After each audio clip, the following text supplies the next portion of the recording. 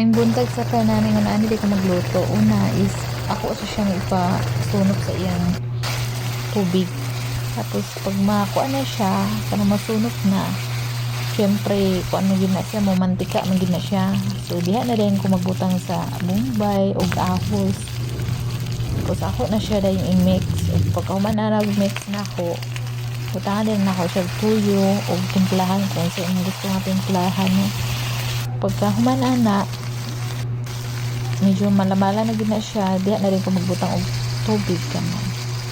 So kung kuan ka, kung kulangan pa ka sa timplada, butangan pa na ni siya tuyo or something. Kaya ako kay saktura okay ra, dili kay siya pula kay tanan. Iya man ta klase ng lutuan pero okay na gyapon.